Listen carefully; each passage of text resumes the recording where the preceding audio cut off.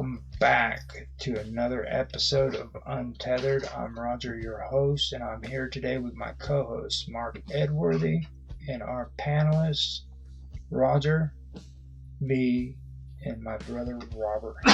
Welcome to the show, guys. Now, hey yo, there we go. He's back. I was wondering if he was coming in on time or not. Welcome, V. I heard the countdown. There you go. So today is the internet edition for Untethered. Now, I call this, what I love to call it is the internet is a scam, but I know a lot of people have a different opinion of it. But this is the internet is a scam edition for Untethered. And I usually come up with topics that pretty much tell everybody how much of a scam the internet really is. And I think I have two good topics tonight to really come out with. One of them was introduced to me by Auto Excelsior, and I believe the other one was posted by Tanhai Tran or Mark, one of the two. But the first one that I wanted to go through was about NVIDIA. And what they had just recently admitted. They openly admitted that AI efficiency is a lie. Okay. Now, according to them, every major tech company is doing the same thing right now. They're firing humans and replacing them with AI to cut costs. 92,000 tech workers laid off in 2026 so far. So every single earnings call sounds the same. AI is driving efficiency, is what they're saying. All right. But the go ahead. I think it was also that gave me another creator post mine and tagged me into it, which there was some commentator or journalist arguing that the expense on some of these so-called artificial intelligence frameworks are because of things like energy consumption and just sheer practicalities, normal day-to-day logistic issues. They are becoming too expensive. Yes. Or they are too expensive to use. Now the so I argue against the cost efficiency argument. And I've made this argument in the past. Sure, you can have a factory where you employ, let's say, 1,000 people, and then one day fire all those people and stick machines and robotic automation or automates the thing, but you still got to have the outlay to actually put that automation into the factories. Was you going to say something? Something I wanted to say. Hold on. I'm not. It's not. Okay. I like to do business. I like to consider myself a bit of a businessman. I mean, I'm no Donald Trump, with the art of the deal. But when you have a company, and you're supposed to be making money, your workers are also your customers too, potentially. You're firing a bunch of people. Where is their money going to come from, and who's going to be buying your product? It doesn't seem like a good business. How many people are and how many people are they going to tell on their way out the door? Yeah, it depends on what the product is. If it is for let's say AI robots making if it's a McDonald's hamburgers for us, then your employees probably wouldn't be the next customer. But if you think about the AI robots who are going to be making our hamburgers at McDonald's, well, okay, so that's pretty much everybody, right? But again, that's not artificial intelligence, isn't it? That's just a mechanical automated system. that will have AI. You want to get some mechanical system in McDonald's to actually code frosty or I don't know, make a burger differently than what it's already been programmed to do. No, they were talking about doing that 10 years ago when you drive through and you talk to an automated system where it asks you, what do you want? And you give them your order and you go to the window. You have to pay there at the window to the person, but you don't no longer actually talk to a real person when you give your order. They've already tried to automate us. I hate walking into a McDonald's and having to look at these big old screens where I have to do the order myself just for it to be rung up at the cash register. Anyways. I don't know. I've not. What we are seeing, what some of you see and some of you speak to so graciously, is the work person is becoming obsolete. And what we are seeing is day by day, more and more jobs are being replaced and more jobs are being thought out, and functionality is given to these robots. This is only going to increase because of what it does to the people who own them. It cuts their costs. We are going to see the expansion of artificial intelligence and robotic maneuvering. We're going to see it explode. We're at the beginning of this. And it's just creating a class system as well. I question the definition of artificial intelligence, as I always do, especially. I agree with you. But you say it may cost less in long term, but yes. But more in the short term. Machines still have to be deployed. Maintained. And taught. Oh yeah, programmed. Yes. I agree. So there's a short-term expenditure, the increased expenditure. Agreed. At least. But the long term is definitely a big step from what we're talking about now. Yeah, but how it affects the U.S. economy? I'm going to tell you what. From what I've seen, the U.S. is usually the first country. The U.S. is usually the first country to stick its foot in the door of something new, whether it's tried or true or not. And sometimes they get their foot cut off. But do I see the USA really excelling when it comes to what we're talking about here? I see it expanding in the United States quicker than just about anywhere else. And I see there's going to be bad days and good days with this. Yeah, expanding and excelling are two different things. If I can. So we're going to be widening with the AI. It's going to be creating a deeper, a more expansive space between the classes, okay? If you have old money or new money, you're still going to be keeping your money, AI or not. Yes. And what is everybody else going to be doing? Having basic income or doing menial work? Well, the BP of Applied Deep Learning at NVIDIA, the company that literally sells the AI infrastructure, told Axios that for his team, the cost of compute is far more expensive than the cost of employees. Now, this is the man whose entire job is making AA work, and he admitted that AA cost his company more than humans. Than the humans it's supposed to replace. Yeah, the development, of course. Yeah. Instead of waiting for everybody else to get done with their development, everybody wants to compete with their own development.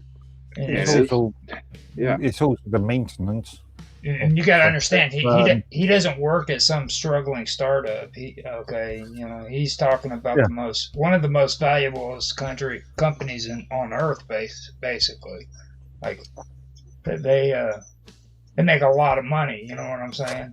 So you got to take that into consideration. This is a man that's working in a very high profile job, and he's telling you right now that it costs more money to do this stuff than what it is to just keep the freaking humans that it's supposed to replace.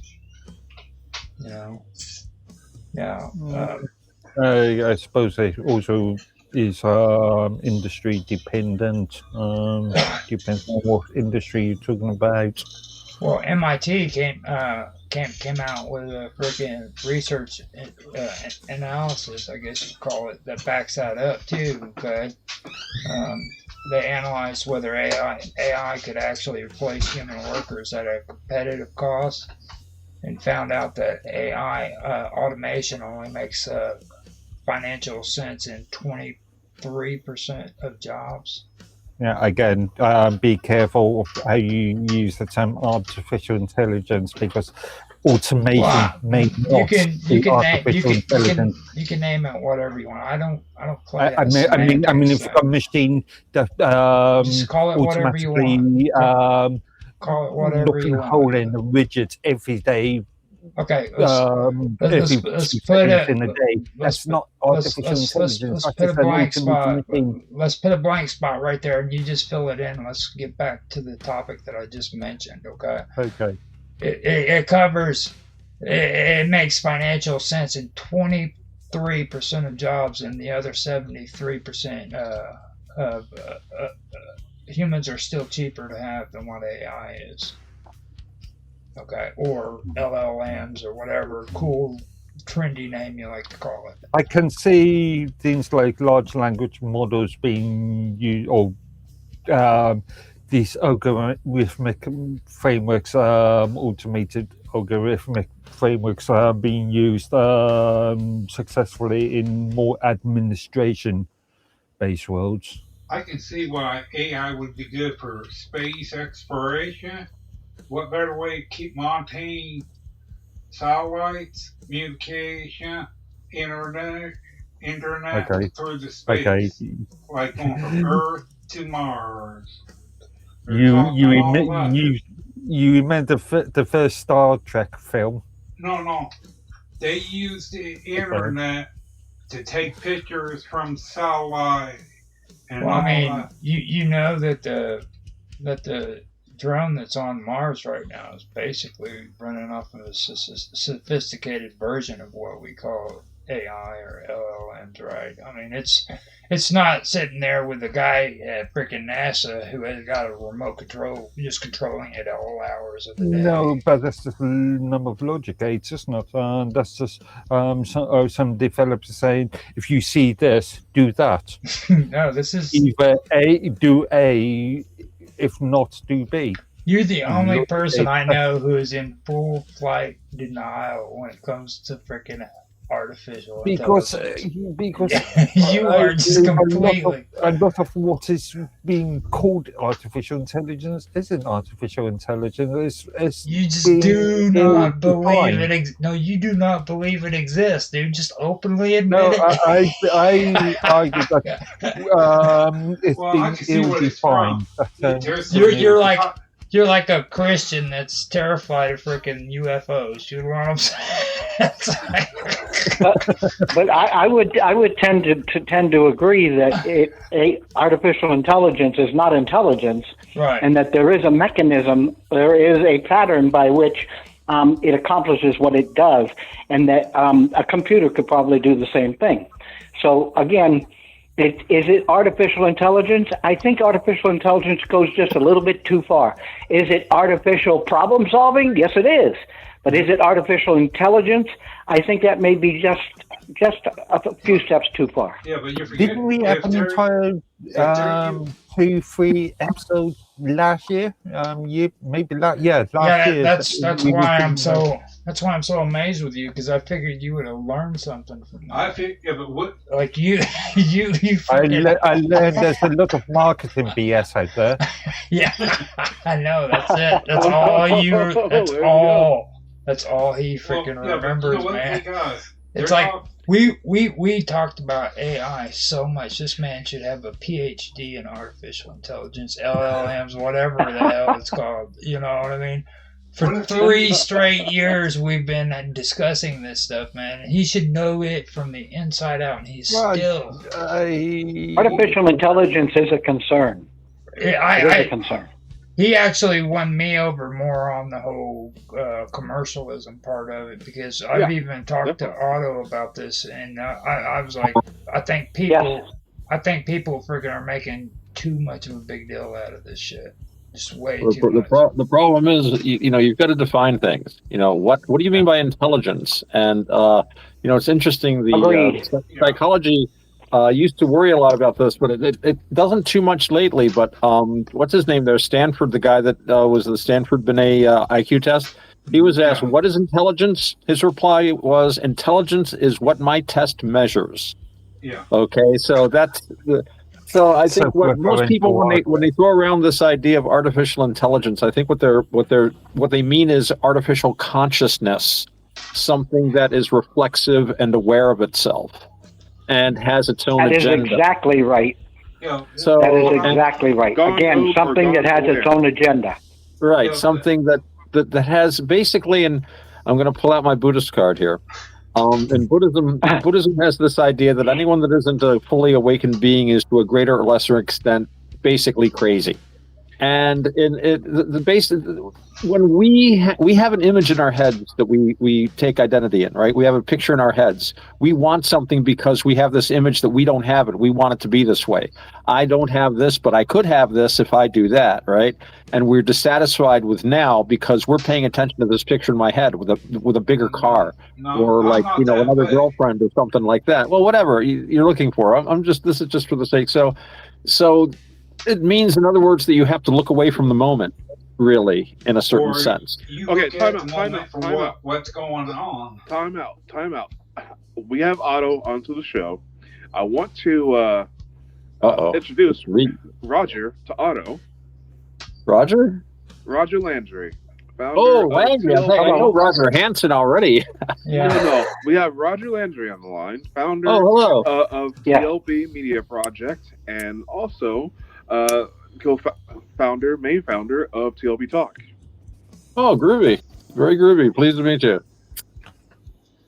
Well, I'm enjoying the company, so pleased to meet you, gentlemen. Oh, groovy.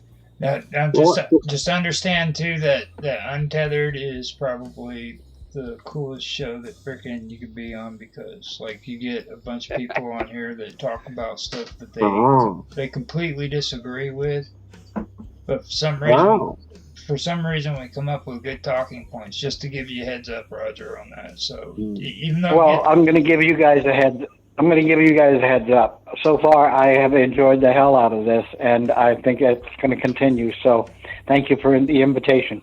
And you're always welcome. Cool. Well. Anyway, at the end of the day, my short version is basically from a Buddhist standpoint. In order to get something to have what we consider to be consciousness, we basically have to introduce things like basically delusion, which is, as Buddhists, we're trying to get away from.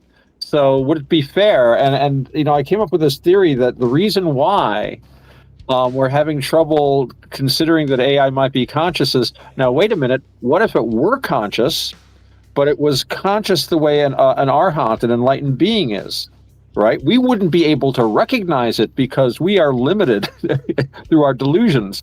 So in order for us to think that it was conscious, we would have to introduce these delusions. And dare we introduce delusions to what is, in theory, I mean, I actually don't think AIs are arhats. I am not that much of a heretic or anything like that, but it is an argument that that could be one reason why something doesn't look conscious. It could be because it's not conscious, or it could be because we can't recognize it. Well, I was going to go the opposite way. That's the big point. I believe that these things can be intelligent. However, for consciousness, so I have what's called the 3 pillars. This is something that is kind of basic that speculative Freemasons should know, but they don't. You have the 3 pillars, which one stands for intelligence, one stands for common sense, and the third one stands for wisdom. You got to have all 3, or at least a makeup, whatever the balance or imbalance. You have to have all 3 of these things in order to have the consciousness or awareness. Intelligence, it can be intelligent. The machine can be intelligent. So, intelligence, I mean, I think, and Mark Edworthy, we were talking about this, I seem to recall, some time ago about the idea that when we created these LLMs, these AIs, we were modeling it on our own ideas of how our minds work. And I have a feeling that they were using basically behavioral psychology, Skinner, stimulus response. And that is a very workable psychological model. I don't think it explicates the human brain entirely, but it's a very good working model. So I think with talking about a machine intelligence, you have to, what kind of psychology are you talking about here? So from a stimulus response point of view, yeah, as I point out, primitive artificial intelligence is when you break the beam of an electric eye and a door opens. Stimulus response. That's intelligent in a sense, right? It's doing something that you want it to do. It's very primitive. But what we've got now is simply that on a much, much faster and grander scale, using a lot of energy, a lot of electricity. I think you were talking to me about that because we were actually, that's whenever I brought up the topic of I was thinking that about AI for the longest time too, until I started getting farther into that and I found out that it's not just AI. The computer itself, our modern computers are based off of the human brain. It's right. Oh yeah, I remember. Yes, yeah, you were right. That's right. We were talking about the human brain. Yeah, that's right. Based on the human brain rather than the brain based on the computer. That's right. We were talking about modeling, and I've always said you can model the brain with a computer, but the brain is not a computer. Right. But it's a computer model. It's easy. So brain can simulate what a computer does, but it cannot do what a computer does. Right. Exactly. What about the argument that the brain is an organic computer in itself? Well, see, we have what they call we have plasticity. See, and that's something that a computer can never simulate. It can try its best, but plasticity is very important to the human brain. Okay, it's something that's very unique that a computer just can't. Define a computer. Define what you mean by a computer. When you talk about plasticity, that requires self-reflection. Right. And with plasticity, it also reroutes its way of thinking. It creates different paradigms, okay? And that's what they're getting into now with freaking deep learning. But they're not all the way there. I think they've only came out with maybe 3 or 4 different paradigms. But you hit the nail right on the head twice with the word paradigms, because that's exactly what we're talking about. You're right. Mm-hmm. And it's hard for people to comprehend that. This is something that's real deeply ingrained into the human brain that I don't think a computer system will be able to simulate. Something I need to mention here, Roger Landry here also did a show for many years called what was it, Eradicating Programmed Ignorance or something like that? Yes. Well, that sounds interesting. What was that about? It was basically doing exactly what we're doing here. It's telling people what they should know, not what they've been told. Always interesting to do. We try to do. Let me ask you a question. And go ahead. With a computer, if you was to take your mind and put it into the computer, or the computer into your mind, wouldn't it learn from it? So he's basically, earlier he was asking about that. He was like, if you took and did the reverse, instead of taking your mind and putting it into a computer, if you took the computer's artificial intelligence, LLMs, and you put that in the human brain, what do you think? I don't know how you would do that. Let's say in theory it's possible. Are you talking about supplementing, or are you talking about replacement? Like when you have a wreck and your brain somewhat gets and damaged. then you put circuitry into your brain to reroute the leads. Again, supplemental or replacement. That would be a mechanical idea of what plasticity. I mean, if you're replacing your brain with some sort of a section of your brain. Well, see, when I was talking about plasticity, that's where plasticity in the brain takes place. Like if you have brain damage and it's been damaged, and they put something in there, a device in there that would be functioning as what the brain would supposed to be able to do naturally with plasticity. Okay. I would say that faster. Yeah. So you're talking about supporting the organ, like the brain is an organ. It's separate from the mind. So the brain has been damaged, or you want to like Mark's saying, supplement it somehow. It might not be damaged. Maybe you just want a little more oomph. Yeah. You know, I'm running straight pipes on my brain. You know, whatever you're gonna do. You know, I got a Holly quad carb now. I think it's all about the connectivity. It really is, and trauma, it lessens that connectivity. And if you're really just hunkered down studying something, it increases that plasticity. And I do believe that this is one of the basic functions of the brain: is what can it take and how can it take it, and it presents that to us. And anybody here who's done any serious studying knows what happens when you overstress your brain. When you, I've been doing this for 6 hours, I can't take another 30 seconds of this, my brain's going to explode. So the thing here is, what we're talking about here, this is all natural. And it's a matter of acceptability. And each and everybody's level is different. What we try to do when we put out all that we put out, and we put out some damn good stuff, what we try to do is make the information as pliable across the broadest part of the spectrum as we can. It's not always doable. I'd like to welcome Tan on. Glad you're back, Tan. Hello, gentlemen. Hey, Dan. Ray. Tan, hi, Tran. Man. No, I came in. I stayed out in the backyard for too long. I came inside and I didn't feel too good. First day, spring allergy season, right? So yeah. Yes. Yeah. Didn't feel too great starting out in the morning either, but yeah. I was telling my brother that he likes to not worry about the weather, and I'm like, just because it's in the middle of April getting ready to hit May, don't think that it's okay because it's not cold anymore, because cold is still cold. You know, when you wake up in the morning and it's 45 degrees, you need to make sure that heater's up to where you at least get 65, 70 degrees in your house when you wake up. Well, well, to me, I feel like I got that Norwegian in it. Where that's what it is. I don't feel the cold like my brother or my family. I would have to be freezing cold. He would have pneumonia before he even realized he was sick. Okay. Yeah. Hurricanes and tornadoes like this time of the year better than any other.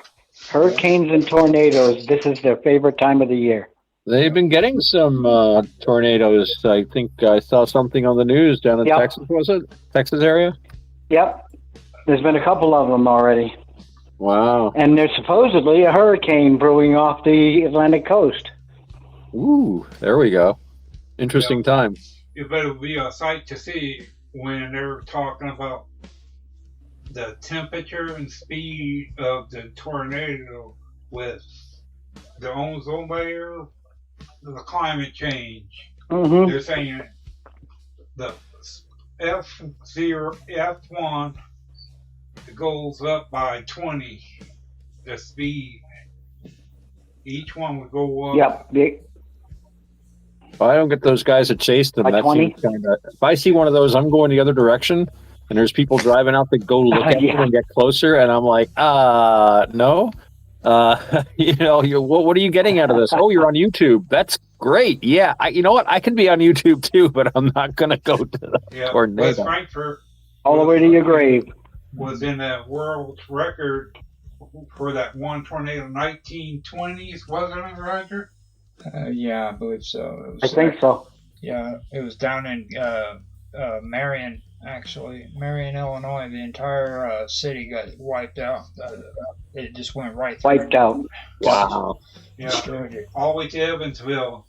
Yeah, it made it all the way to Evansville, Indiana from southern Illinois. So killed millions. So let me get back on task here, because if we don't, Robert's going to start talking conspiracy soon. So I have a tornado story. So we were. Is there someone else on this call named Roger? Yeah, that's me. There's two Roger. Yeah, Roger Hanson. Okay, I apologize. I heard my name and. Now, okay. Thank you. Now we were getting into MIT and how they did a study back to back up their. Wait, the guy that's talking is Roger Hanson. He's the host. Roger Andre. Now, thank you. The most. Now, the researchers they analyzed whether AI could actually replace human workers at a competitive cost, and found that AI automation only makes financial sense in 23% of jobs. Now, in the other 77%, humans are still cheaper. So basically, these companies are firing cheap labor and replacing it with expensive labor, then telling shareholders it's innovation. But even that gets worse, okay? Uber just revealed that they burned through their entire 2026 AI budget in 4 months. Their CTO said that said basically that they're back to the drawing board, because the budget that he thought he would need was blown already, okay? Now, what happened was that Uber, because of all of the improvements that happened while they were putting that program together. He tripped and fell. You're right. Now, what he said what happened is that Uber gave their engineers access to AI coding tools and encouraged them to use them as much as possible. They even built the internal leaderboards ranking engineers by how many AI tokens they consume. This is like, did Microsoft Corporation do something similar? Yeah. Where they are sort of getting the developers to use their internal or Microsoft's artificial intelligence coding and large language model frameworks and trying to push that to such an extent that it just became senseless. Well, what it was is they basically gamified their own budget crisis without realizing those tokens cost money, man. Those tokens are not cheap. It's like, who's spending the most money? The company's money. We're going to give you a prize. That's crazy. So by March, the 9% of Uber's engineers were using AI tools monthly. 70% of all committed code was coming from AI. Now, the monthly API cost per engineer hit $500 to $2,000. One software engineer in Stockholm told the New York Times, "I probably spent more than my salary on Claude." And then a human being now costs less than the AI tool they used to do their job, basically. And then you get into the problem of relying on these tools and then not being able to review the code that these tools are producing. Oh yeah, that's something I have. I'm not a coder myself, but this came up. We've talked about this before, and I remember Callum had brought it up in about how when the AI writes the code, it's more difficult for a human coder to maintain it. Something like that. Yes. So that makes it like sort of impenetrable, because everything needs to be fixed eventually. And it's just very odd that And it seems to me that this is not a sustainable model. I mean, I am sure someone is profiting off of this in the short term, but eventually investors, I mean, it's going to affect the bottom line eventually. It doesn't now because it seems like a kind of a bubble. It already is. So it already is, and you're right. Yeah, but hey guys, it'll have to change. I have talked to people. For what I do, I have talked to people in 13 different countries, and they're all saying it's already happening. So people are waking up. So, these are all technical people, and they are AI aware, and they are AI leery. Well, I think they're aware of the limitations. So much of it is hype. People are expecting that's exactly right. They can't do, and it's like I think a very useful tool. But you're exactly right. Having it do all the coding like that seems like it's great if you've got like a piece of Scotch tape you can put over something, but you don't want to make a wall of Scotch tape. I mean, actually, I used to work in theater, and we had there's this wonderful material called gaffer's tape, which is used on stage a lot. And we once built a wall of gaffer's tape. We had to block off a stairway, and the engineer said, "Get some gaffer's tape." We had cases of the stuff.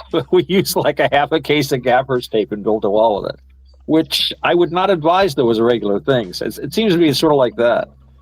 It might be good to do once in a while, but eventually people will wake up and just get like one of those little do not cross things. Well, according to Morgan Stanley, they're saying that big tech has announced $740 billion in AI capital expenditures this year alone, and that's 69% more from 2025. But then you people are making money. But see, then you have the Yale Budget Lab that says there's no widespread data showing AI is actually displacing jobs or improving productivity at scale. So now, when it comes to that, I say just follow the money. Okay, you got companies that fire humans, then the stocks go up because of AI efficiency. Then those same companies spend more money on AI than they've saved on salaries. Yeah, and the IRS, you look at that too. Well, see, the money flows to NVIDIA. Anthropic is another one. You got OpenAI and then Microsoft. Well, in a short term, though, because I think the way this works, and I'm no expert on the market, but whenever a company downsizes for any reason, there's an automatic, okay, they're going to save money, right? So it's just an automatic, the stocks are worth a little more.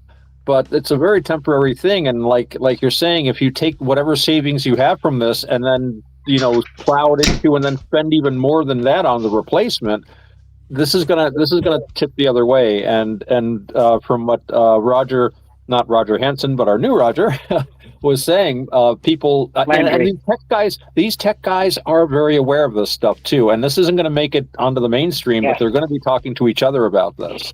Well, my thing is with this, we have a government, a covert government, that likes to spy on everything. Even corporate espionage is something that they do. And the thing is, they're taking bits and pieces and then making their own super whatever else somebody else comes out with, and that's gonna be some real Terminator, Skynet kind of stuff. That's where I just don't want to go there. Yeah, but they got that law for 1951 about all copywritten material. They can do whatever they wish with it. They have the authority to freaking make it to where they can black up your stuff. Yeah. Take it off the shelves and no, not even off the shelves. Well, patents is where that really mostly comes into play. I think copyright. If you're worried about secret government technology and stuff, I will say that a lot of the stuff that's been revealed isn't necessarily any more advanced than what's going on in the open private sector. But Jacques Vallée pointed out something really good. He said, all these governments have all this secret stuff, but before something is made top secret, it wasn't. And if you go back far enough, you can see the basic patents, the things people were working on, and you can make a pretty good idea. And in fact, I think that they're like, Jane's Defense probably does stuff like that too, trying to figure out, what are the, this or that black project. Where in fact, if you go back far enough, you see, they're working on this kind of ramjet design or this kind of alloy or something. So you can kind of put two and two together. You're not going to know the details, but you can figure. And it's the same thing with intelligence programs too, psyops, anything like that. The stuff they revealed that they did in World War II. The thing is, though, you hit the nail right on the head. The thing is, though, a lot of people don't know this. You hit the nail right on the head. Hold on, but in the people don't know this. In America, whenever you file for a patent for an invention, it has to go through the NSA. They are part of the approval process for a patent because they determine whether your invention is good or bad for national security. Mm-hmm. So if they say something's bad, screw you. They don't have to do anything. They tell you can't make it. It's never going to go to market, and they develop it in private. Yeah, they do it. The NSA has denied over 6,000 patents. Okay, I think we are stretching into fantasy world now. I agree with Otto. I've had plenty of arguments with Nancy on this point. She believes that a lot of technology that the US military, government, whatever you want to call it, the men in black, have technologies that stretches us, the private sector, by, I don't know, 20 years. Oh, right. Secret bases on Mars, time control, and the thing is, if people did have that, I think we would notice it a little more. I mean, we'd have the Hannibal Mark 7 saucers coming down with Baltic crosses from their secret bases in Antarctica. If that was going to be like the movie Iron Sky. This sort of Bob stuff is on another episode. Bob is on another episode. We will talk about California wouldn't be California no more, and all that when we talk about the Church of the Subgeniuses later. Bob be praised. That's right. So. Dobbs willing. The levels of technology, the levels of technology across all of the armed services, whether you're talking about Army, whether you're talking about Navy, whether you're talking about Marines, so on and so forth, what we see is 60% of what is available to those who rule the world, okay, those who run the governments, those who actually set up these wars to play to win. So what we're looking at right now, and I spent my entire life, I'm 71, working in the military or for the military. And what we see is basically about 70% of what actually exists. The capabilities that the United States and Russia and maybe even China have are far beyond what even I can say or even know. But what I am saying is what we are looking at is being used today in a fashion that is disarming society and rearming a government. So the question here is, what can we do about it? If that's the point, if that's your argument, so why is Russia still using old war tactics? I totally agree with you. Well, they are old generals. They're old generals, so old generals. Russia's got. I don't buy that. Hold on, because I can tell you right now that Russia has submarines with weapons that are far more advanced than most people are aware of. So it's not a matter of Russia and China don't have can't match us in technology. We may have the edge in the technology, that how soon it gets to market, how soon it gets on a ship, how soon that ship gets launched. We may have the edge there. But as far as technology goes, we're not always the big bully on the block. We're not. I also want to pull something up here, and then Mark keeps forgetting about this, even though he's in love with the World Wide Web. Now, if I remember correctly, the World Wide Web wasn't released to the public until 1993, and who was it that released? Who was it that released the source code to the World Wide there Web? is no such thing as source code. Well, who released that, Mark? What do you mean source code? Source Al Gore. Web servers? Are we? No, who introduced the about World Wide Web to the freaking world? Okay, before that it was concept. The concept was Tim Berners-Lee. That was the concept.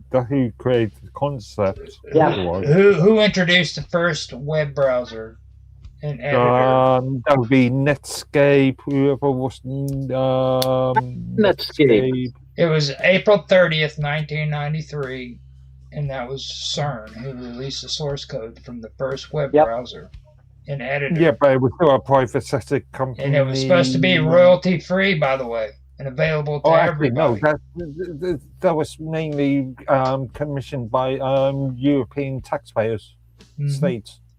Right. And it was supposed to be open source. Well, there was no such. And it was released by CERN. Royalty-free. Sorry. Actually, open source licenses. We're talking about just a year earlier, 1992. I think the first GPL General Protection license, or GPL, came out. Open source was really a concept. The first license royalty-free would be the better way of saying it. It was royalty-free, and it was supposed to be available to everyone, right? And that was released in 1993, and it was released by CERN. So I think 94, maybe 93, late 93, early 94. Okay, yeah. But getting back to the weapons thing, I just wanted to comment on that before I forget. Roger was, of course, correct about we only know so much of what the arsenals are. One of the fun things to watch with our current God Emperor is that he's willing to use these secret weapons. Like he used a sonic weapon of some sort down in South America. Yeah. Now he's talking about trotting out some hypersonics because Russia already showed off some of their hypersonics.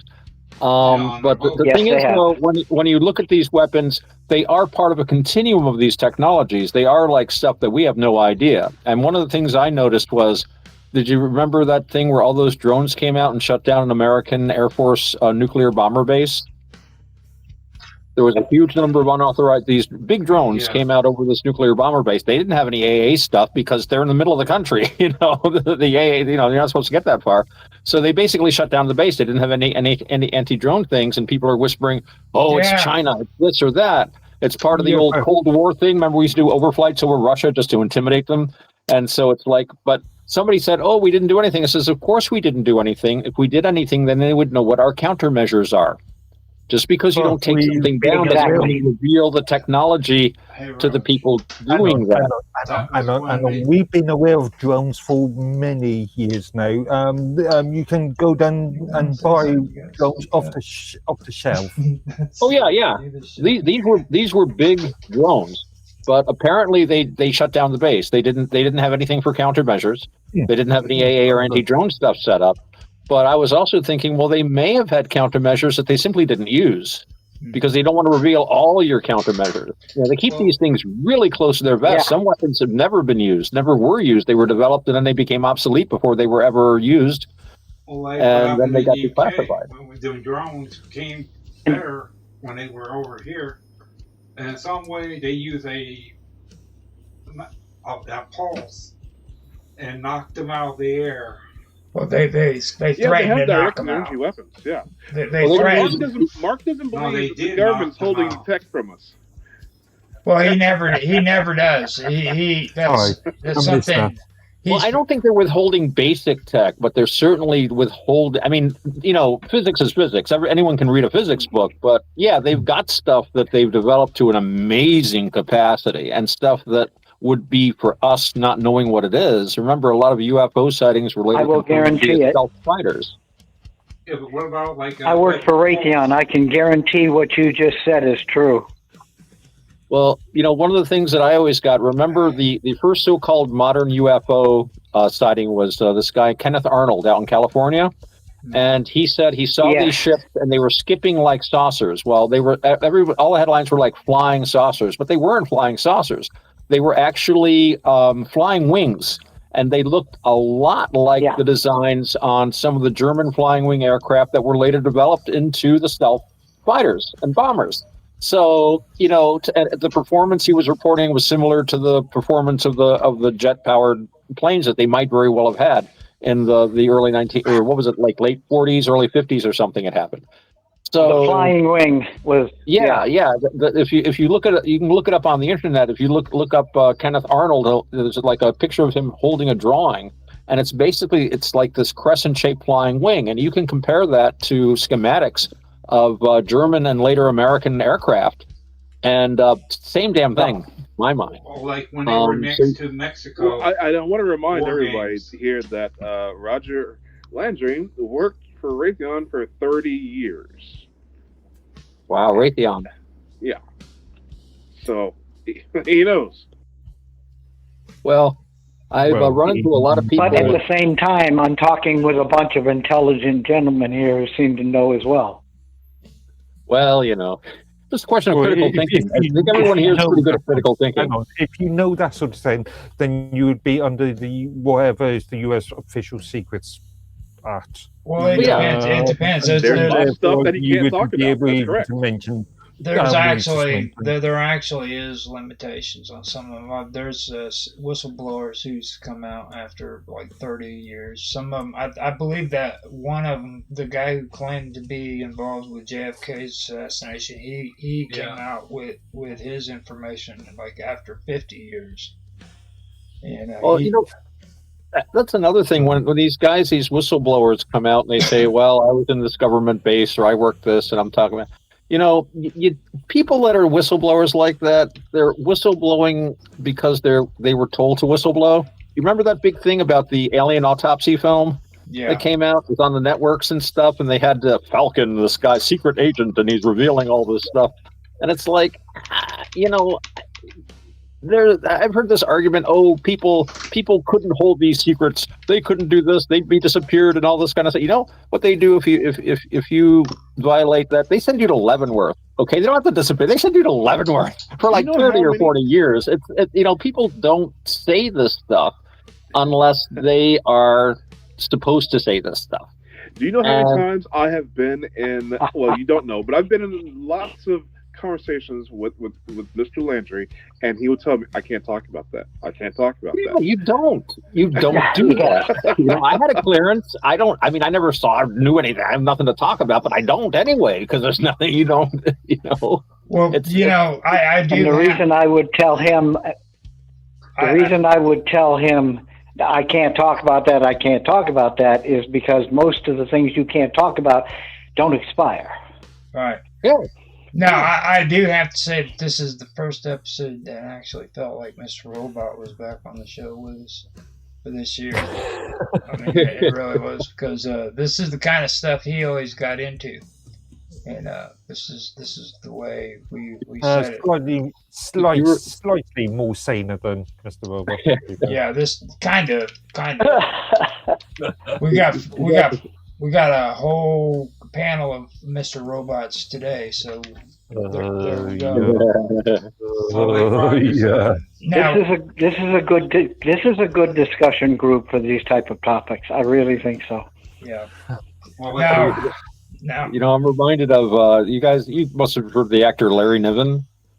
Yeah, he was in World War II, and he was in America when the war broke out. And the government told him, the British government, that you stay there, make movies for the war effort. He wanted to fight, so he made his way back to England. Of course, England wasn't doing much, in the late 30s, as far as not after Dunkirk, they weren't doing much on the continent. But he wanted to fight, so he became a commando, and he did a lot of secret stuff, and he would never talk about it to the end of his life. And people would ask him in interviews, like, no.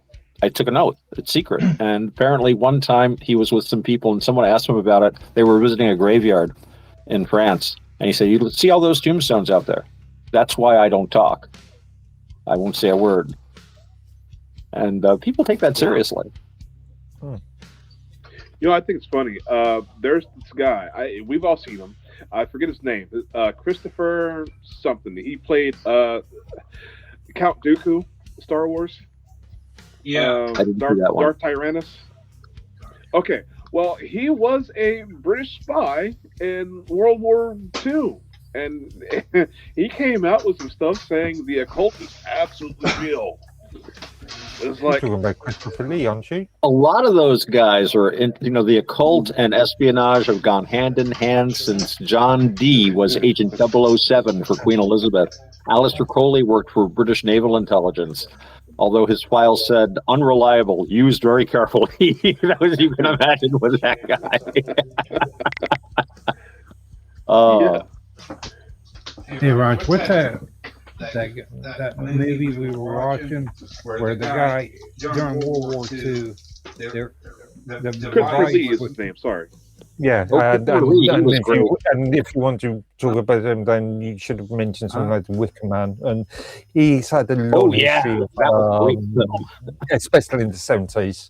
Hammer, you had to bring up a very poor Star Wars film. During World War he was a great Dracula. He hissed like no. The code. Yeah.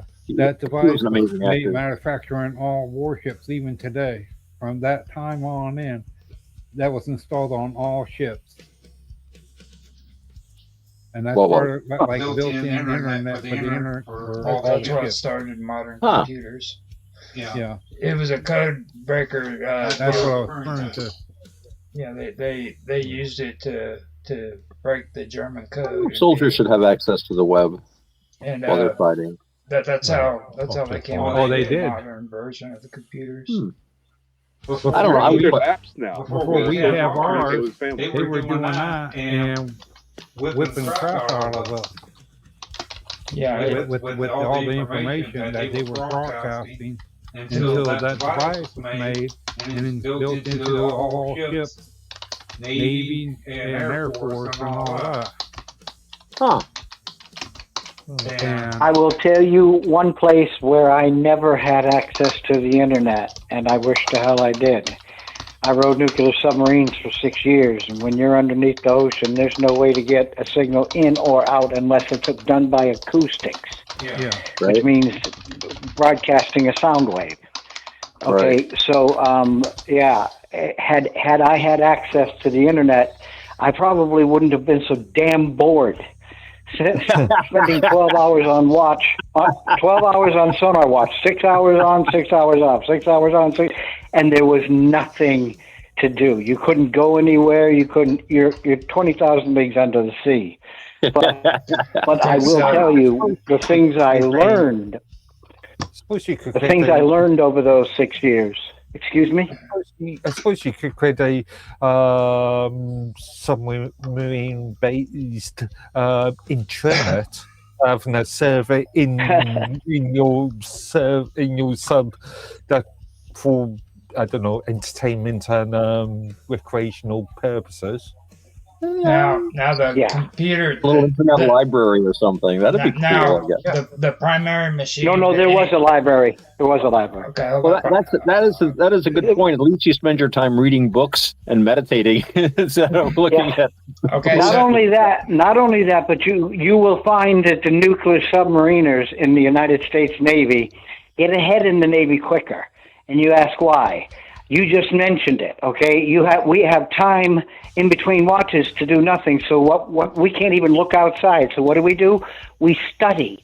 You will find that more nuclear submariners in the United States Navy got their degrees from the work they did in between watches or while they were on watch on nuclear submarines than any other branch of the service. Okay, so the primary it was good for us in a way, but it was bad too. It concentrated your mind, certainly. That sounds like a good way to concentrate. You didn't have anything else to do. You didn't have anything else to do but learn. Okay, so let me. No. I've been trying to talk for the last 5 minutes. And you never talk. Hold on. No, I mean, it's like, listen.